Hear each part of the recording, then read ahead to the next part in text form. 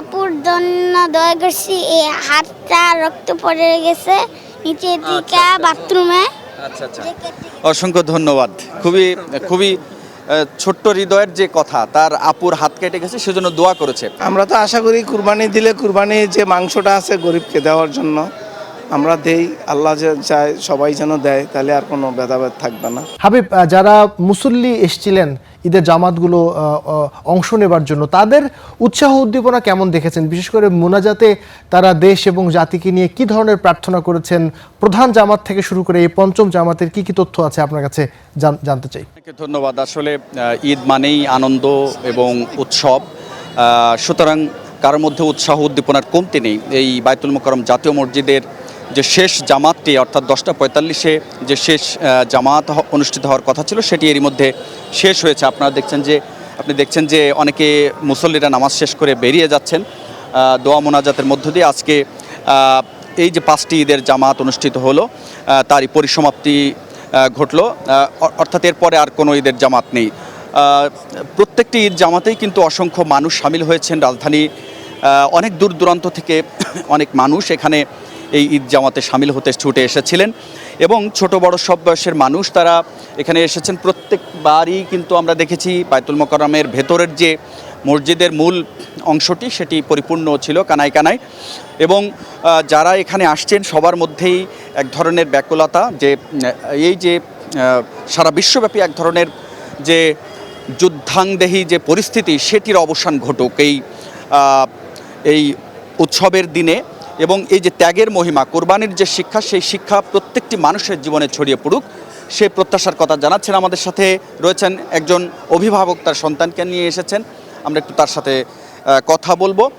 কেমন ঈদের নামাজ পড়লেন, এরপরে তা আনুষ্ঠানিকতা কোরবানি, সামগ্রিক পরিস্থিতি কেমন ছিল, আয়োজন কেমন ছিল এবং কতটা উপভোগ করছেন?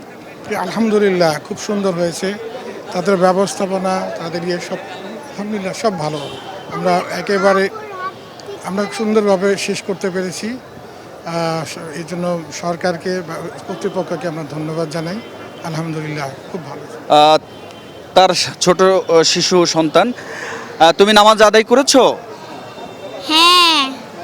কেমন লাগছে তোমার? ভালো লাগছিল। আচ্ছা, ঈদের নামাজ শেষে কি মোনাজাত করেছো? কি মোনাজাতে কি চেয়েছো আল্লাহর কাছে? আল্লাহর কাছে আমার আপুর জন্য দোয়া করছি। এই হাতটা রক্ত পড়ে গেছে নিচে দিকে বাথরুমে। আচ্ছা আচ্ছা, অসংখ্য ধন্যবাদ। খুবই খুবই ছোট্ট হৃদয়ের যে কথা, তার আপুর হাত কেটে গেছে সেজন্য দোয়া করেছে। এরকম প্রত্যেকটি মানুষের মধ্যেই কিন্তু যার যার মতো করে দোয়া প্রার্থনা ছিল সৃষ্টিকর্তার কাছে। আমাদের সাথে আরও একজন মুসল্লি রয়েছেন, একটু কথা বলি। কেমন ঈদ কাটছে বা ঈদের উপভোগ উৎসবটা কেমন অনুভব করছেন? ঈদ তো আল্লাহ দিলে অনেক ভালোই কাটতেছি। যাদের সমর্থন আছে তারা অনেক আনন্দে ঈদ করতেছে। যারা একটু দুর্বল তারা হয়তো একটু মনে কষ্ট পাচ্ছে।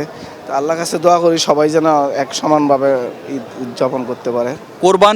কোরবানি তো সে ভেদাভেদ ভুলে যাওয়ার শিক্ষা দেয়। সেটা কতটুকু প্রতিফলিত হয় আমাদের জীবনে, কি মনে করেন? আমরা তো আশা করি কুরবানি দিলে কুরবানির যে মাংসটা আছে গরিবকে দেওয়ার জন্য আমরা দেই। আল্লাহ যে চায় সবাই যেন দেয়, তাহলে আর কোনো ভেদাভেদ থাকবে না, সবার মন সন্তুষ্ট হবে, এই আর কি। দোয়া করবেন। অসংখ্য ধন্যবাদ। আসলে আবির, উনি যে কথাটাই বলছিলেন যে কোরবানির ঈদ মানে, অর্থাৎ ঈদুল আজহা মানেই কিন্তু ভেদাভেদ, ধনী গরিব সকল ভেদাভেদ ভুলে যাওয়ার একটি উপলক্ষ।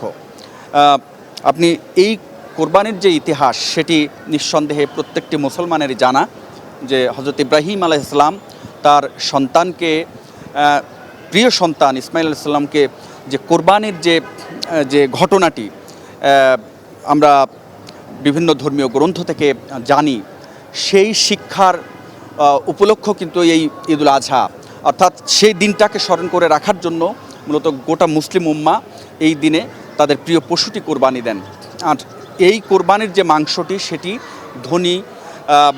ধনী গরিব বা বিশেষ করে যারা একটু নিম্নবিত্ত বা গরিব, দিন আনে দিন খায়, তাদের মাঝে বিলিয়ে দিয়ে সবার মধ্যে এক ধরনের সমতা সৃষ্টির যে প্রক্রিয়া, সেটি হচ্ছে এই কোরবানি।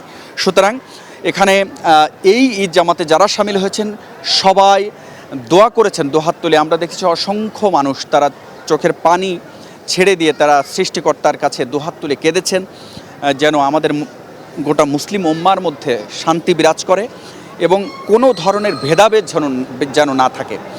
এই প্রক্রিয়া কিন্তু এই যে আনুষ্ঠানিকতা সারা দেশেই চলছে। ঈদের নামাজ শেষে প্রধান যে কাজটি কোরবানি, পশু কোরবানি, সেই পশু কোরবানির দিকে মানুষ এখন পশু কোরবানি দিয়ে সারাদিন তাদের সময়টি পার করবে এবং ছোট শিশুরা তারা হয়তো তাদের পিতামাতা বা তাদের অভিভাবকের সাথে এই যে আনুষ্ঠানিকতা কোরবানির সেটিও উপভোগ করবে এবং এক ধরনের মিলেমিশে একাকার ছোট বড় সব বয়সের মানুষ এই ঈদগাহে ঈদের নামাজে সামিল হয়েছে। সেই ঈদের নামাজ শেষে তারা আবার বাড়ি ফিরছে বাবার হাত ধরে। এই যে দৃশ্যগুলো, এটি হচ্ছে ঈদের শিক্ষা আমি মনে করি, বা এটি হচ্ছে বাস্তবতা যে কোরবানি ঈদ মানে ধনী গরিব ছোট বড় সবার মধ্যে এক ধরনের ভ্রাতৃত্ব বন্ধন তৈরির একটি উপলক্ষ। নামাজ শেষে সবাই দেখেছি যে আলিঙ্গন করেছে, কাঁধে কাঁধ মিলিয়ে তারা নামাজ আদায় করে পরে বুকে আলিঙ্গন করেছে, একে অপরকে জড়িয়ে ধরে। এই যে পারস্পরিক যে ভ্রাতৃত্ববোধ সেটি কিন্তু এই কোরবানির শিক্ষা। এই শিক্ষা ছড়িয়ে পড়ুক সবার মাঝে এবং পবিত্র ঈদ উল আজহার আনন্দ প্রতিটি ঘরে ঘরে ছড়িয়ে পড়ুক সেই প্রত্যাশায় শেষ করছি। আবারও সবাইকে ঈদের শুভেচ্ছা জানিয়ে ফিরছি স্টুডিওতে নাইম আবিরের কাছে। হাবিব, আপনাকে অনেক অনেক ধন্যবাদ, একেবারে বিস্তারিত তুলে ধরেছেন।